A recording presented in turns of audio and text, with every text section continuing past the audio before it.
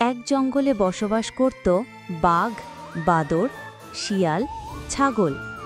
তারা ছিল খুব ভালো বন্ধু। একদিন বাঘ তার সব বন্ধুদেরকে ডেকে বলতে লাগলো, বন্ধুরা, অনেক দিন হলো কোথাও ঘুরতে যাওয়া হয় না। চলো সবাই মিলে জঙ্গলে একটু ঘুরে আসি, তাহলে সবার মন ভালো থাকবে, তাই না শিয়াল ভাই? তুমি সঠিক কথা বলেছ বাঘ ভাই। কতদিন হলো শুধু নিজেদের বাসার আশেপাশে ছাড়া কোথাও যাওয়া হয়নি। চলো আজকে আমরা সবাই ঘোরার জন্য রওনা দেই। তারপরে সব বন্ধুরা মিলে ঘোরার জন্য রওনা দিল।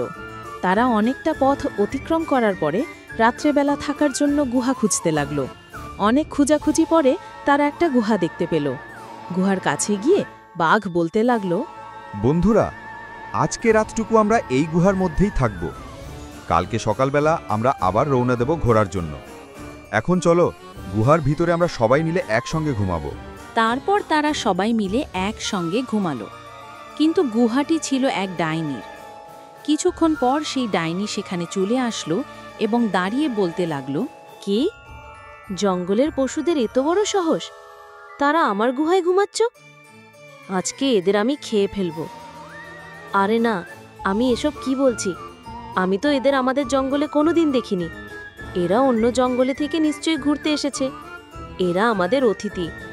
এর চেয়ে আমি এদের পাহারা দেই। সকালবেলা ডাইনিকে দেখে সকলে চমকে উঠল আর বাঘ বলতে লাগলো, ডাইনি, তুমি খবরদার, আমার বন্ধুর কোনো ক্ষতি করবে না। ডাইনি বলতে লাগলো, বন্ধু, আমরা সবাই এক অপরের বন্ধু।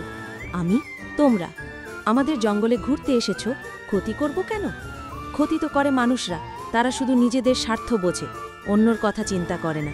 তুমি ইচ্ছে করলে এখানে থাকতে পারো, আমি তোমাদের কোনো ক্ষতি করব না। বন্ধুরা, একটি ভিডিও তৈরি করতে আমাদের অনেক মেহনত করতে হয়। দয়া করে আমাদের চ্যানেলটি সাবস্ক্রাইব করুন এবং নোটিফিকেশনটি অন করে রাখুন, যাতে করে আমাদের চ্যানেলে নতুন ভিডিও আপলোড করার সাথে সাথেই আপনি পেয়ে যান, সবার আগে আপনি পেয়ে যান। এবং ভিডিওটি ভালো লাগলে লাইক, কমেন্ট, শেয়ার করতে ভুলবেন না।